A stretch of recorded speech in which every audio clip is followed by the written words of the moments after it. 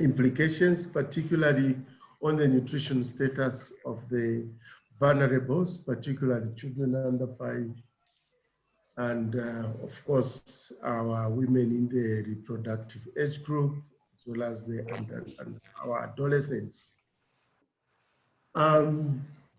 As you are aware, poverty is one of the determinants of nutrition. And we are grateful that the government of the Republic of Zambia is actually rolling out, or rather has really expanded the social cash transfer. And we had some earlier consultations in terms of how can we make social cash transfers nutrition sensitive. And we need some kind of concrete evidence that will help drive this process forward. And as you are aware, the Ministry of Community Development is spearheading the development of the social cash transfer policy. And we are trying to strengthen the nutrition component in the cash transfer process. So such evidence is key to help us make informed decisions. So this afternoon, we'll be availed with the findings of the study that was undertaken in Zambia in some 3 rural districts. And we have our guests here who will be able to present. Dr. Geshem Tembo, you are welcome. And Dr. Handa, you are also welcome. I would now ask you to proceed and share with us the outcomes from the study. Over to you.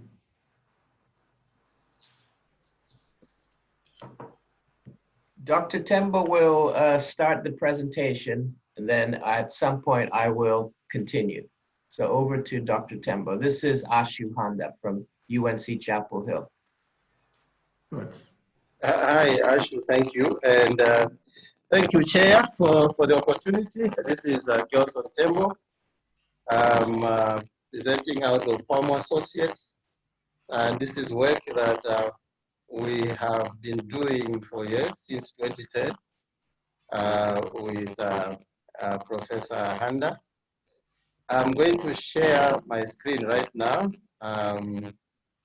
Let's see if the technology will allow me.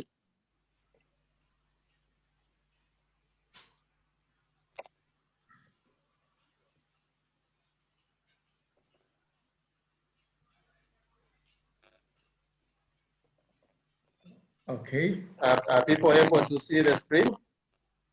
Yes, we are able to see the screen. I don't know, Kulisa, about that, some kind of noise from the presenter. Is this something that can be managed? I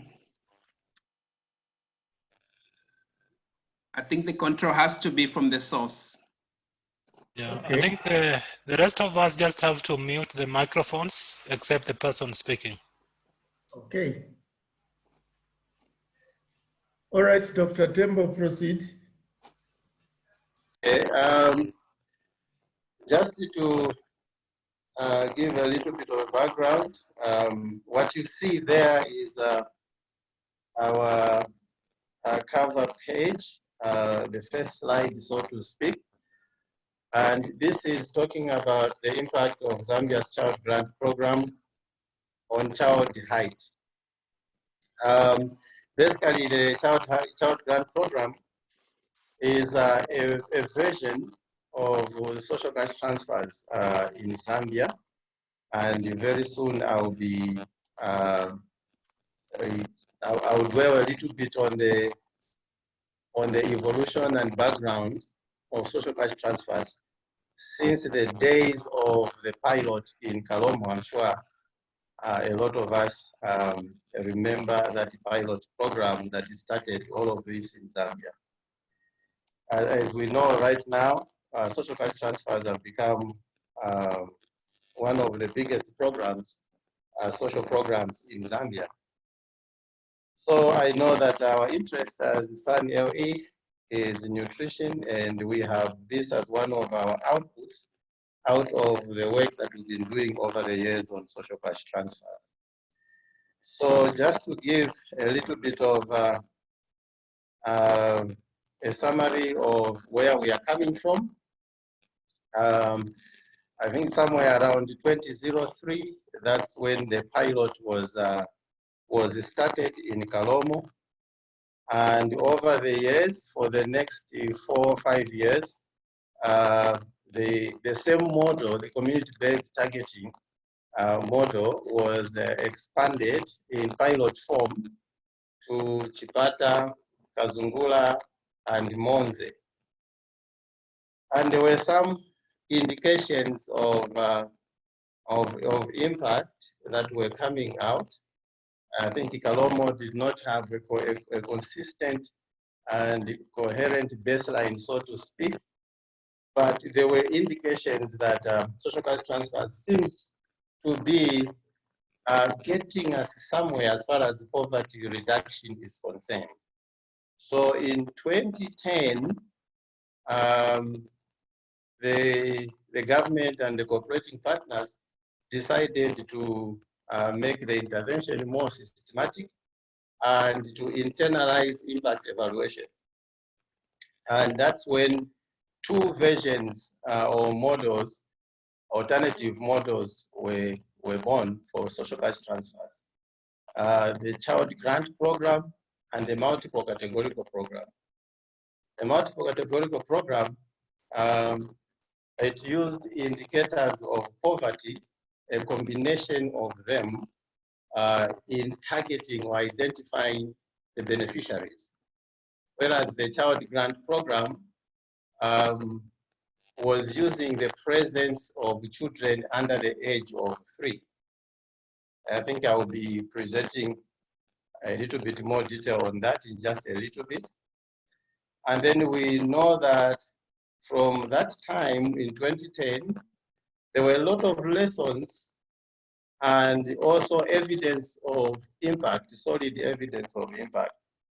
So much so that by 2015, the government decided to bring all these different versions of social cash transfers into the harmonized program. And then also they decided to scale up. As we speak right now, I think we are standing at about 628,000 households, which is 15% of Zambia's population. That's where we are, just to give a little bit of a background. So like I said earlier, there were 2 versions that came in 2010, the Child Grant Program and the Multiple Categorical. And for the Child Grant Program, it was not using poverty necessarily to target, but rather the presence of or hosting of a child under the age of 3 at that time. And this is an unconditional cash transfer. At the time, the household was receiving 55 kwacha per month, and this has increased over time, and it has always been paid on a bi-monthly basis. There was no differentiation on the basis of other household characteristics like household size.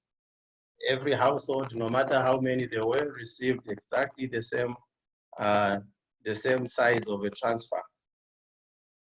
Our study, which we are going to present today, focuses on 3 of the Child Grant Program districts. That is Shangombo, Kalabo, and Kaputa. Just to give an overview of how the study has progressed over time, the baseline was conducted in 2010. This was just before the programming started. And then 2 years down the road, we went back and collected data at the 24-month mark, which was in 2012. And the sample size, 2,298. at that time. The original sample size from the baseline, as you can see on top there, is 2,519. And so in 2013, we went again and did a 36-month follow-up. And at that time, we were able to reach 2,459 households. We were always going back to the baseline sample. So if we see differences because of attrition at that particular point in time. Then in 2014, we again went back and were able to reach 2,423 of those households. I should mention that between the 36-month and the 24-month, there was another study, but it was carried out at a different season. And so it's not good for comparison with the others, because these others were done around October, November, December, thereabout. But we wanted to test the seasonality in 2013. So there is another way that we have not mentioned here. But these, for impact evaluation, for what we are presenting today, these are the ones. Then in 2017, if you recall, I just said that in 2015, all the programs were harmonized into the harmonized program, which we still have today. But in 2017, we wanted to test something different. For those households that participated but were no longer participating, what has happened to them? Today, that is not the subject that we are dwelling upon. This is something that we'll be presenting at another forum later on. But for now, we'll focus on the original design up to the 48-month follow-up. So just to give a little bit of background, how was this done? This was a longitudinal cluster randomized control trial. It is more like the gold standard of impact evaluation. I would have loved to go into more detail on impact evaluation, but for time, I think that is all I will say. But in terms of how we went about it, there were 2 stages in terms of selection. So in stage 1, we randomly selected the CWACs for the study, and that is 30 for each of the 3 districts. So for the 3 districts, we had a total of 90 CWACs. So there was randomization at the selection, the CWAC stage, selecting of which CWAC should be in the program. And stage 2, that is another randomization, randomly assign the CWACs to intervention or control. So the process of selecting which CWACs are in the treatment and which ones are in the control was also a random process.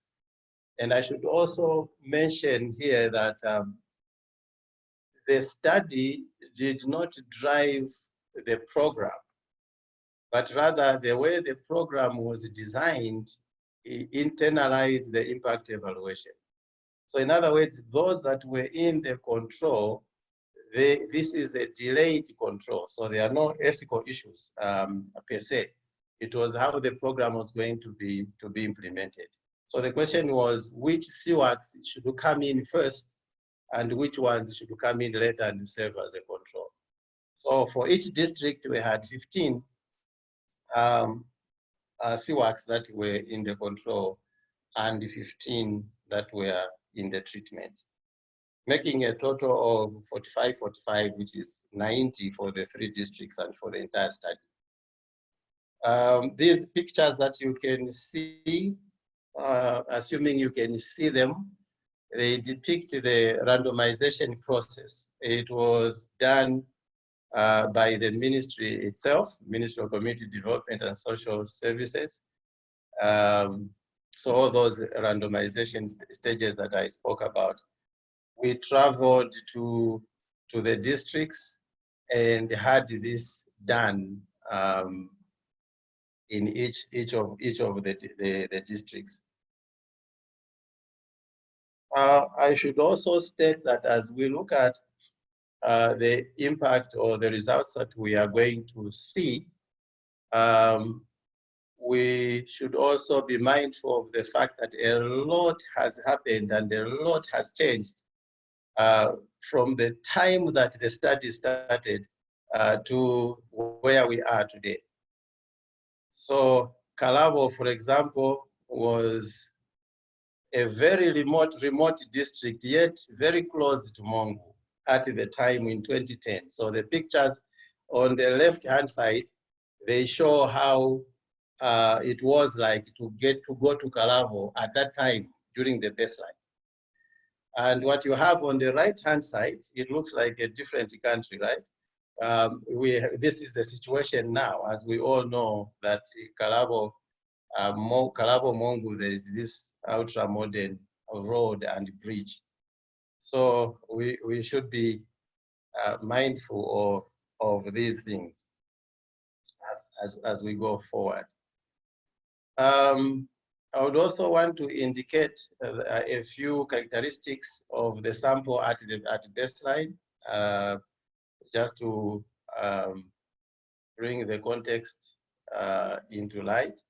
So baseline extreme poverty rates, for example, were much higher than rural households in general in Zambia, much higher in these CGP districts. As we can see, it was standing the green column there, 95.5, compared to the national average for rural Zambia, 65%.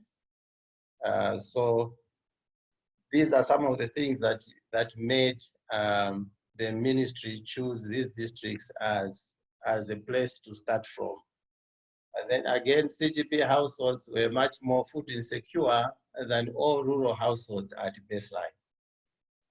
We see the green on the right-hand side compared to the yellow there for the rest of Zambia. Demographic profile of the CGP households also looked something like this, skewed to the right, where in the middle there we have pointed prime age adults and then preschoolers towards the left. But the point is the distribution was heavily skewed to the right.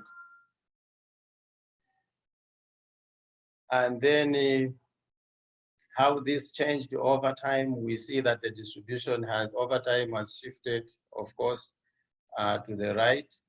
If you look at the preschool children, the ages have shifted. Of course, that's expected over time. And then here we also show age distribution of young children at 48 months. This was the end line for the evaluation.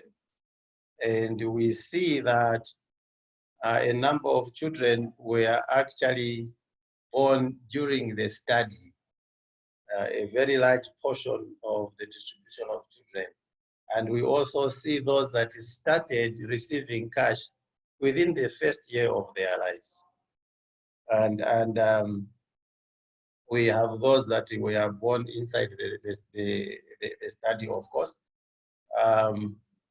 And there are some, by the time if they were born at the time of the baseline in 2010, by the time we were finishing the 48 months, they were 4 years old. By the time we went back in 2017, they were 7 years old. Well, this study has really been tracking these kids. I mentioned earlier that the methodology is an RCT, which is the gold standard. And on the left there, where you can see baseline, and in this figure, this is the point at which the randomization was being done. And we can see the blue line and the yellow line, they are just one on top of the other at the baseline point, basically confirming that the randomization worked. There were no systematic differences as far as this particular outcome variable is concerned between the treatment and the control households at baseline. And as we all know, we do impact evaluation one to show that there is something that has changed in the outcome variables from the time that the treatment was implemented, but also at the same time to be able to attribute that change to the intervention. And so one would argue, why don't we just check the before, which is at baseline, and the after? Why do we need the control? These are the nitty-gritties of impact evaluation, which we do not necessarily have the time to go into. But all I can say for now is that things don't necessarily remain the same over time. There are changes even in the group that is not being treated as time passes. As you can see earlier on, I showed the 2 points between the end line and the baseline. We've seen how Kalabo has transformed. Virtually, it's like a different place. So these dynamics are expected to affect not only the treatment households, but also the control households. And there are several other things that change over time. During the period of the evaluation, I think Zambia's economy was generally improving during that period. So there is the need to have what we call a counterfactual, and we use a control group which has been randomized to be exactly the same, except for the treatment at baseline. So that's what this figure is showing. When you look at the yellow one, this is for the control, that's the passage at different points in time that we collected the data. Baseline, 24 months, 36 months, and 48 months. And we see that the blue line is increasing, and also the yellow line was increasing at some point. So we use a technique called difference in difference. The difference in difference, there are two differences. There's the difference between the control and the treatment, and also the difference over time.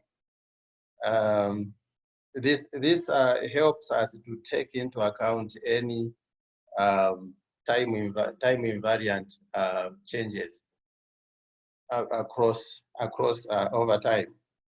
And so when you look at the arrow on the right there, it shows what we need to remove. We need to subtract this portion in order to get the effect of the program. Because if we remain at line 40 assumes there are no upward or downward changes in the trends of this outcome variable. But as we can see, both the control and the treatment actually did not remain at 40. And so the impact using difference in difference estimator would be what we have highlighted using green there, which is the difference between the two over time. At this point, I would like to hand over to Professor Ashu so he can take us through the results and the rest of the presentation. Thank you.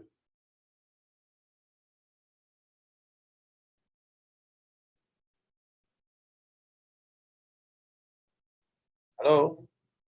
Gelson, could you stop sharing? Then I'll share my screen. Sure.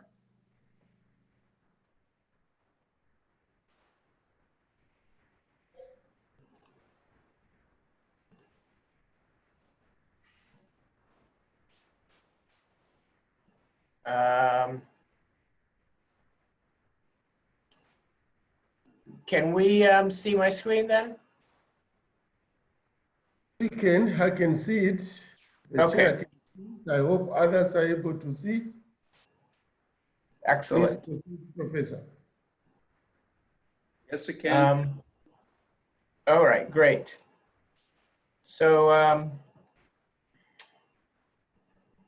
what I wanted to do now is I'll get into some of the results, and I also was hoping to, if I start my video, would that lead to connection problems, or can that work, or? It's working just fine. Okay, if it leads to connection problems, let me know and I can turn it off, all right? But I thought you could at least match the name with a face, you know, and know that there's not a robot here, just, you know, speaking through the microphone. So I wanted to start off with just having us kind of remind ourselves about, you know, why we might expect an effect of a cash transfer on child nutrition, and think about the pathways a little bit. So actually, the evidence to date is not very promising, all right? And so a recent review, well, I guess not so recent now, since it was published a couple of years back, 2013, but they looked at 17 cash transfer programs, both conditional, that's the CCT, and unconditional, that's the UCT, all right? And they did a systematic review to see if there were any, you know, kind of takeaways in terms of this relationship between cash transfers and child nutrition. And unfortunately, the answer is that there's not, right? So there's not really any systematic evidence. You know, so yes, you might get one result here, one result there, but if you take the evidence, the body of evidence, it does not seem to show a positive effect of cash on nutrition. Whereas, for example, a similar systematic review that looked at schooling did find positive effects. So, you know, that raises the question of why, okay? Or why not, I suppose. So let's go back to our familiar, you know, proximal determinants framework, right? And here we can see that, as we all know, there are these kind of three pillars, right, of pathways or determinants of child nutritional status. We have the, you know, the food pillar, right? The food intake, which is itself determined by, you know, household food security. And then we have the caring, that's the middle one, that's sort of the caring practices, like the behavioral change. And I understand that Sun is trying to work on this front, right? The behavioral change side. And then, of course, we have the disease environment, okay? And that's the sanitation and so on. So these are the three pillars. And so the question now is, and if you look at the underlying, so we've got the underlying determinants, these are the underlying, and then you've got the, you know, the distal or the structural or basic determinants down here. So if we look at this pathway, right, and you look at what the child grant or any other cash transfer is doing, it is essentially focused on this particular element, right? Because it's not a conditional program, it's not providing any complementary services, such as nutritional education or anything like that. And so its primary intervention, right, it's moving this particular variable in this diagram, all right? Now, theoretically, this could affect all of our three pillars, okay? So clearly, you know, food security depends on your ability to buy food in part, right? You can also produce your own, but certainly if you can buy food, then that will improve food security. And so we could see the kind of direct relationship here. And that's why I've kind of drawn this star to kind of remind us that this link is fairly strong, okay? And there's lots of evidence around this link anyway. When you get to these other two pillars, though, the link between income, poverty, and these you know, kind of intermediate or, you know, determinants of nutrition are tenuous. They're not so clear, right? If you think about caring practices, right? Just because a poor family gets a little bit more money isn't going to affect caring practices without an intervention that directly addresses caring practices, okay?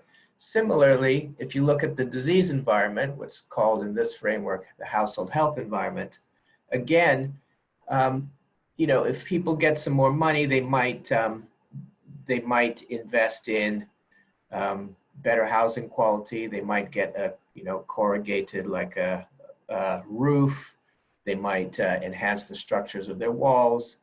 That might improve the disease environment a little bit, but ultimately a lot depends also on the kind of infrastructure available, whether there's connection to water, right, to potable water, whether they can connect to electricity and so on. So these two other parts are kind of tenuous in terms of the evidence. And so you can see already that there are some question marks here about whether cash alone is going to be able to move our ultimate goal, right? Which is, you know, stunting or chronic malnutrition, right? So let me dip into the main results here, okay?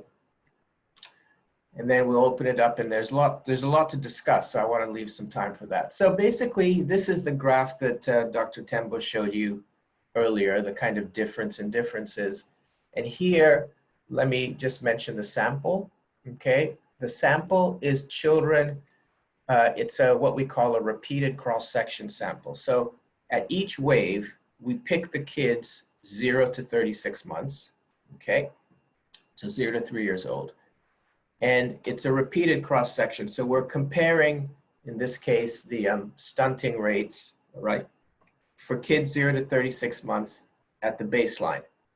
Then at the 24 months, we're again picking kids 0 to 36 months. So this is, we're not exploiting the longitudinal or panel dimension of the survey at this point. We're just looking at a cross-section, okay? And we're comparing 0 to 36-month-old kids in the treatment group and the comparison group over time. And you can see that basically there's no separation, right? So none of these differences here are statistically significant, okay? So there's really no differences in the stunting rates. And the overall rates, as you can see, are around, you hover between 30 and 35%, basically, okay? We can do the same thing looking at the Z-score itself, the height for age Z-score. Again, this is the repeated cross-section sample. So we're not exploiting yet the cohort, the panel aspect. And obviously this is going to be like the mirror image of the stunting, right? So stunting goes up, that means that the height for age is going down, right? But as you can see, there's no separation, okay? Even, you know, 4 years out, right? You know, where you think, okay, this takes time, right? Takes some time to get this effect on height, on linear growth. The answer is, well, in this particular case, there were no effects, okay? We can, so these are just the graphs. We can obviously estimate all of this in a regression framework where we're able to control for other potential confounding factors, although there really shouldn't be any confounding factors because this is an RCT and the two samples, the treatment and control, were fully balanced. They were quite similar. They were strongly similar actually at baseline. So there really aren't confounding factors in this study design. Nevertheless, we can improve our power by adding in covariate. So like we can add in the mother's education, we can add in the distance to a market or to a main road, we can add in the age of the child, right? So, you know, the growth is highly nonlinear by age. And you could see that, and we've divided up the sample into, you know, the full sample, and we've looked at differences by sex, and none of these effects are statistically significant. This is for the height for age, okay? Now, this is the pooled cross-section, that's what I showed you in the previous slide. That's looking at kids 0 to 36 months at each wave, right? So these are obviously not the same kids, because someone who was, say, 24 months at the baseline, by the time we came back at 48 months, they were not in the 0 to 36 age group, right? So here, we're looking at the cohort sample. So this is actually the panel. This is where we are precisely following kids who were 0 to 36 months at the baseline, and then we follow them through the survey, through the study. So these are the exact same kids. Again, none of these are statistically significant. Now, some have argued that actually, you know, the first 1,000 days, the theory of the first 1,000 days is it's the early intervention that really makes a difference, right? So what we did was we picked kids who were 0 to 11 months of age at the baseline. And we followed those kids because we would say, okay, here the cash transfer started early enough for these kids that it could make a difference. Again, we see none of these differences are statistically significant, okay? And then finally, as Dr. Tembo pointed out, we had a nice sizable group of kids, about 1,100 kids over this period were actually born into the sample, which is quite interesting, right? So these kids were in the treatment group were always treated, right? They were born into a cash transfer family. So maybe the program had an effect, you know, on this particular group. The answer is no, none of these effects are statistically significant.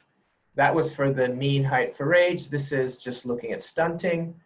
And again, none of these are the 4 samples. None of these effects are statistically significant, okay?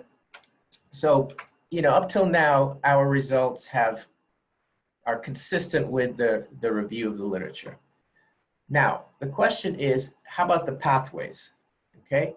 Did the CGP, did the social cash transfer affect any of the pathways? And the answer is most definitely, right? And so if you remember the pathways that we discussed, right, we've got the disease environment, right? We have the food pathway, and then we have the behavior, the caring practices, right? And so you can see that, in fact, the CGP had a very big effect on the food pathway, right? And we had a number of measures. We haven't even given you all of them here. But if you look at, for kids, we asked specifically how many meals did they eat, right, in the last 24 hours, for example. If you look at the household food expenditure per capita, very large increase. Meal frequency, very large increase. At the 48-month survey, we added, we really wanted to understand a little bit more about these pathways. So we added some questions about the types of food that the child had eaten so that we could figure out if they're protein rich or dairy. And you can see here that the diet diversity was definitely increasing for these kids, right? So, and then we also constructed an infant and young child feeding variable. There are a bunch of other variables, basically all telling the same thing, which is the food pathway was positively and significantly improved, affected by the CGP. And that, of course, is quite dependent directly on cash. However, the other pathways, the results are pretty much null, right? If we look at health inputs and behavior, mosquito net, morbidity, health card, and so on. And we even had a small a set of knowledge questions where we asked the caregiver about, you know, we asked them about which foods were rich in vitamin A, which foods, when should you, you know, introduce solid foods, and so on and so forth. And again, there were no effects on that, and we wouldn't expect that anyway. And again, here in the environment, the disease environment, you see that basically by 48 months, NS is not significant. So really no effects on that pathway, okay? So this is, to us, the clue. somehow about why we don't see an effect on the ultimate outcome of nutrition, because the child grant is really only affecting, and did affect in a very important way, one of the three pathways, whereas you probably need, you know, all three of these pathways somehow to move, okay? So just to bring in some other evidence to stimulate the discussion, we did a health facility survey in these CWACs at the baseline, and just some ideas about what was going on in these facilities. So there are a total of 32 facilities. Most of them are health posts or dispensaries. So that's like the primary, you know, health facility available to these households. The staffing was very low, as you can see. And again, this is way back in 2010. Obviously, things have changed. It's been 10 years. But the point is that at the start of this study, this was what the health infrastructure available to these households, right? So these facilities, very few had electricity, hardly any had a protected water source. If you look at the services that they provided, so on the one hand, almost all did provide a well baby clinic and ANC, but oops, this is supposed to be down here. Sorry, I was supposed to circle this. But you can see that very few provided treatment for acute malnutrition for children, for example, right? So kids who are in that state would have to be referred either to Mongu or, you know, to the district capital, right? And then we also did an inventory of the drugs and supplies. And, you know, so we asked, you know, do you normally carry? And then we actually checked to see if it was in stock at the day of the interview. And you could see that, for example, you know, something as critical as oral rehydration salts, which is critical for diarrhea, which we know is a big killer, right? You know, less than half of these facilities on the day of the survey actually had that crucial, you know, drug, or I guess supply. And then you can also see that the stock of vaccination is also quite low, although their vaccination days and other stuff that might be more important, right? So in the interest of time, what I wanted to, this is a very busy slide. And so I think the main takeaway is what we did was we put together all the impacts of the child grant, right? And we decomposed them or separated them into different domains, like total consumption, food security, and assets, poverty, income and revenue that has to do with, you know, selling, either having a non-farm enterprise or selling your farm output, debt, and so on. And you can see that across all of these indicators, this is 0. So all of these indicators, the effects are huge. So the CGP had these enormous effects on the household, right? On the household's basically economic position. But when it came to the kids, as you can see down here, all of these effects are near 0, right? And the confidence intervals are crossing 0. So, and here's our anthropometric. We created an index using the 3, you know, weight for age, weight for height, and height for age.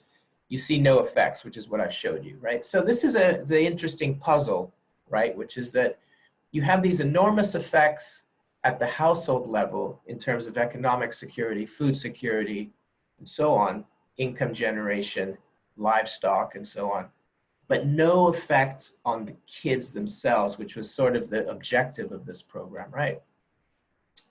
So much so that when we put all those effects together, we calculated that there was actually a multiplier effect of this program, right? Instead, every kwacha that was transferred to these households, the households were able to use it productively to generate a multiply, to generate an extra 0.49 kwacha, right? So, you know, this is kind of the amount that was transferred over a year, and we were able to monetize all the effects that we observed. And this was the sum total of the monetary impacts. And you can see that that is much larger than the amount that was actually provided to the households. So these households are like really industrious. They generated, you know, extra income. And yet we don't see this kind of trickling down to the kids, right? And so I think this really brings us to our discussion items, right? Which is that, so, you know, as we pointed out, so the CGP generated these large impacts on virtually all aspects of household well-being, except on child nutrition, right?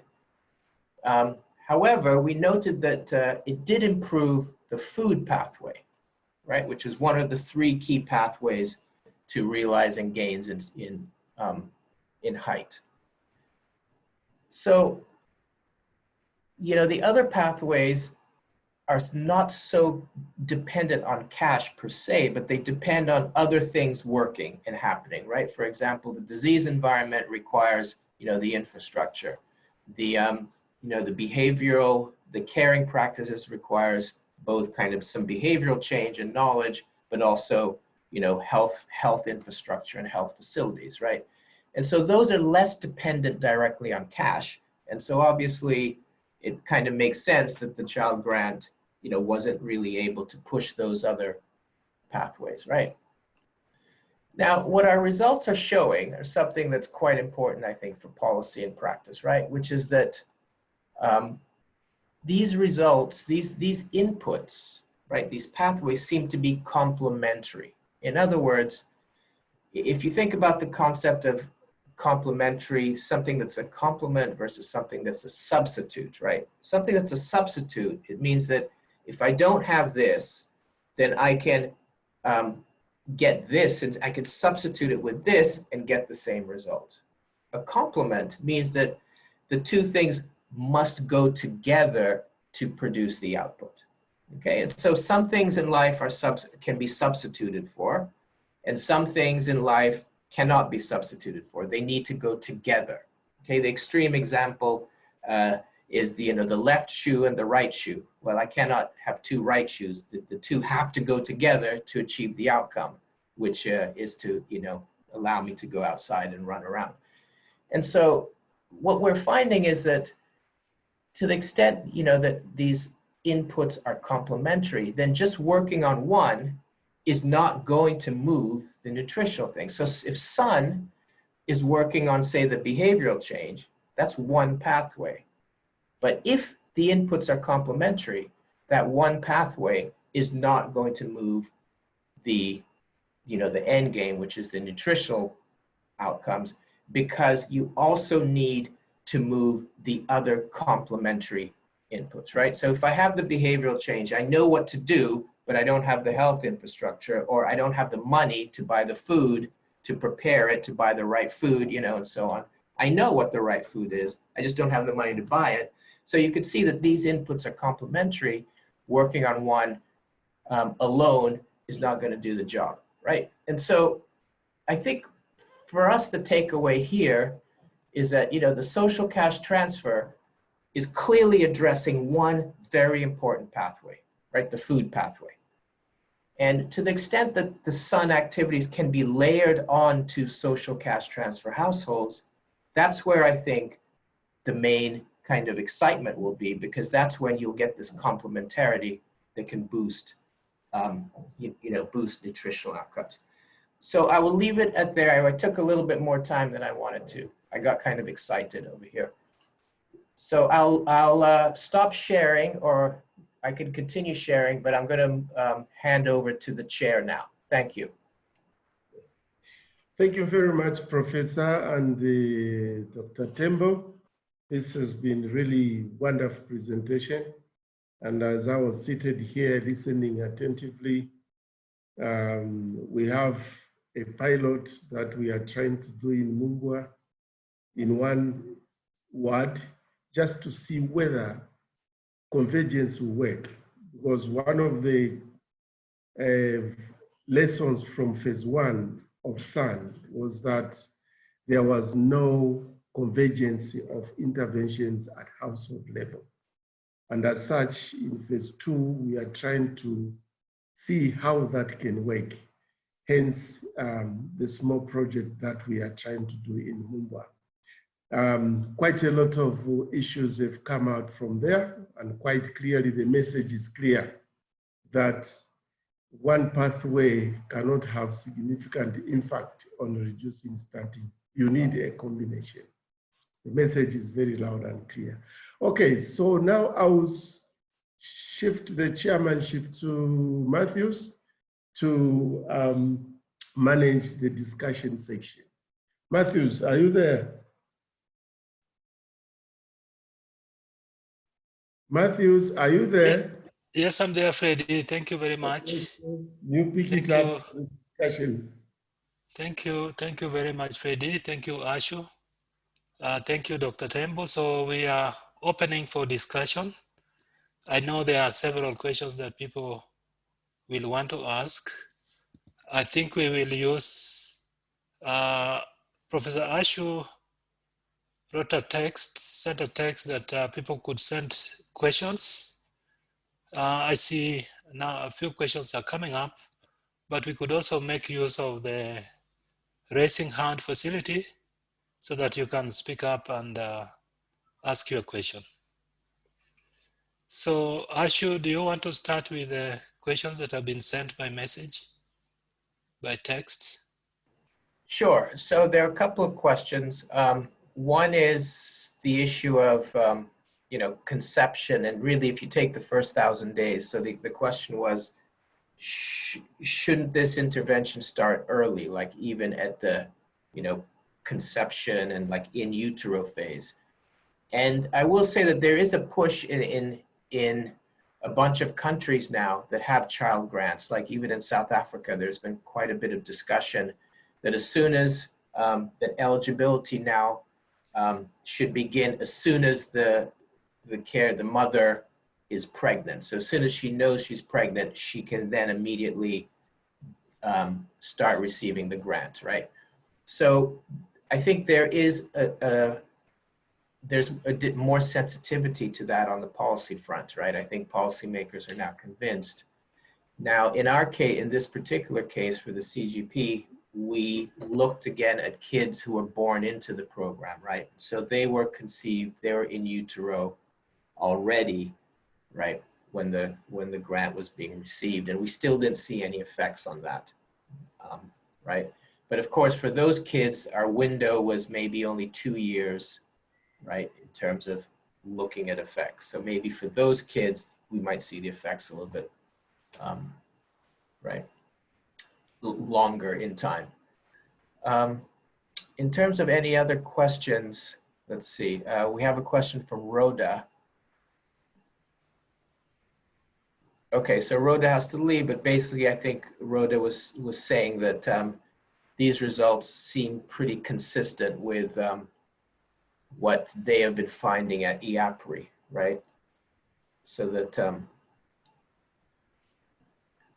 basically just saying that, they work on one pathway, which is the food pathway, but not the others, and that doesn't seem to have an effect, enough of effect, right, on stunting.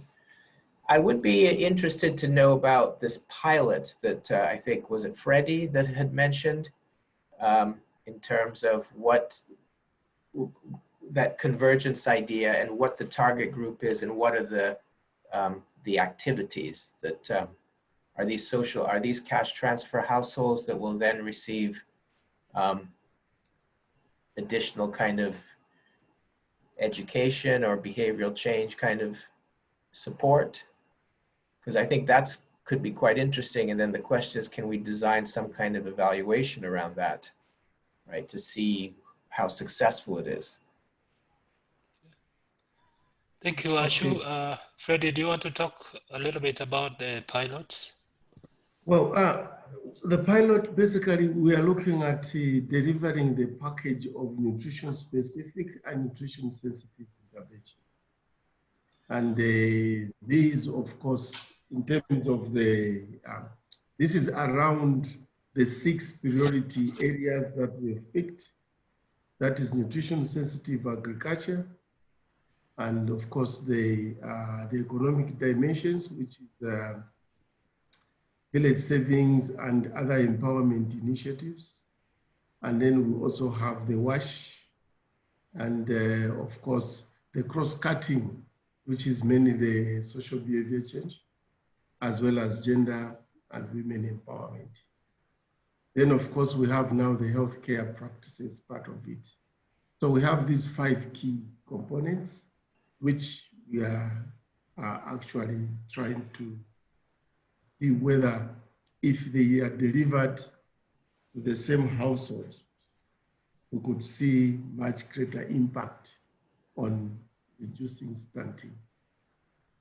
Yeah, so we are actually floating the advert to do some kind of baseline. And then we expect, it's a 1 year, so 14 months project supported by Global Sun Poor Fund, just to try out some innovations and to support the multi-stakeholder platforms to deliver the package of interventions. That's what I can say for now. Specifically, we are not saying it's a social cash transfer, but if the social cash transfer is also within that word, it will still be considered as well, as part of the economic dimension aspect or pathway. Over. Thank you very much, Freddie.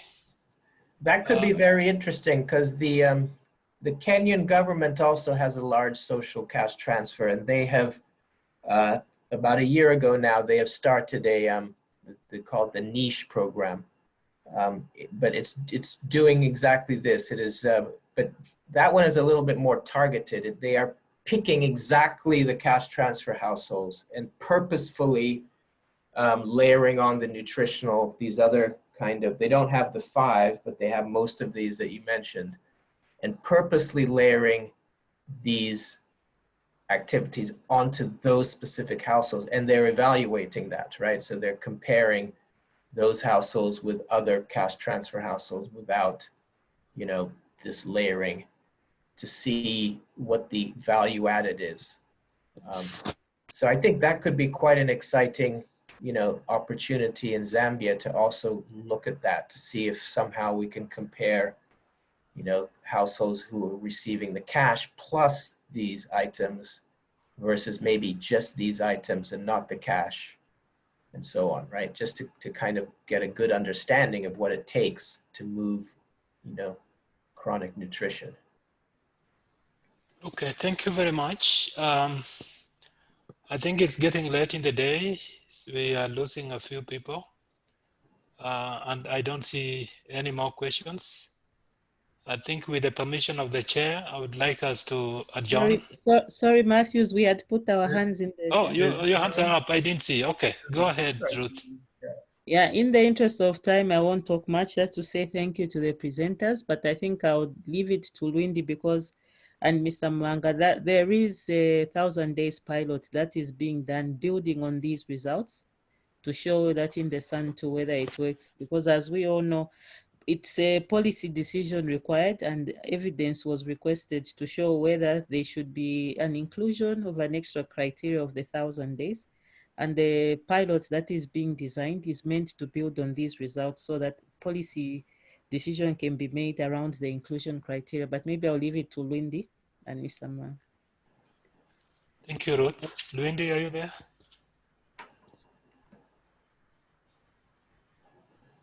Lwindi? Seems like Lwindi has dropped off, but we can pick up this discussion with her and see how this evidence can inform what the minister is thinking about. Yes, Mr. Mwanga, I think you can also add, Lwindi, I think it's connectivity, she's still there. Mr. Mwanga, I think there's been some meetings and discussions. Maybe Mr. Mwanga can complement her. Yeah, as Ruth rightly puts it, we are trying to see whether within the social cash transfer, if we incorporate or expand the target of the 1,000 days, that is households with children under 2, the pregnant and lactating, and we also do layering of these other interventions. And shall we be able to see a greater impact in terms of reduction in stunting through the cash transfer pathways? So this will be piloting it in 2 districts, and we are currently just in discussions to finalize on the issues of the protocol, and then we'll proceed. Okay. Wendy, are you there? I can see the hand is there. Luindi, just speak.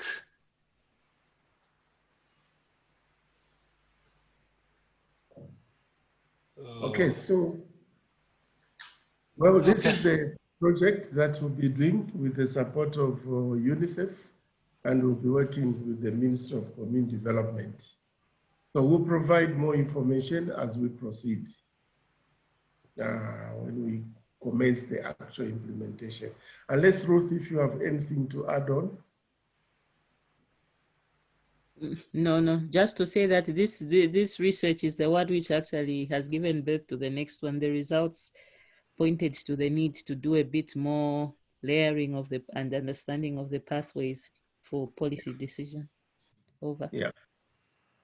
Thank you. Thank you very much. Is there any hand up which I can't see? Yeah, Wendy still has a hand up, but don't know what could be the problem. She has a technical problem, maybe. Okay, so I think there's more for us to learn, and we'll be really learning more from the other pilot projects that are planned. But we just want to thank you, presenters, for getting time to give us this presentation. It's really enlightening. And if possible, Dr. Ashu and Dr. Tembo, could you share your slides so that we can also have them? Yeah, we'll share them with, I guess I'm in touch with either John or Matthews, yeah, Okay, sure. or Stephanie. And just Thank to you. say that we, any kind of support we can provide in terms of the evidence, on the evidence side, either the design of the evaluation or anything like that, you know, UNC is ready. I guess we're you know, part of the Sun LE team, but certainly we would be very, you know, happy to help with that, to make sure we can take advantage, right, and learn from it. But thank you very much, everyone. Thank you very much. Freddie, any closing remarks? Oh, just to thank the presenters and of course San Elohi for hosting. This has been really informative, and we will continue to strive and build the evidence so that we help with decision making as regards policy as well as programming. So this has really been useful, and we thank you, Professor Handa and Dr. Tembo, for the clear presentation, and we hope we will still interact should we need any further support towards this angle. Otherwise, let me thank everybody who has participated and for their input. So for now, it's bye from me. Thank you. Thank you. Thank you. Thank you, Bye. Muganga. It's nice to see you on the screen after a long time. Is that so? Thank you. Yeah. Okay, there I am. Okay, bye everybody. Thank Okay. you. Bye. Uh,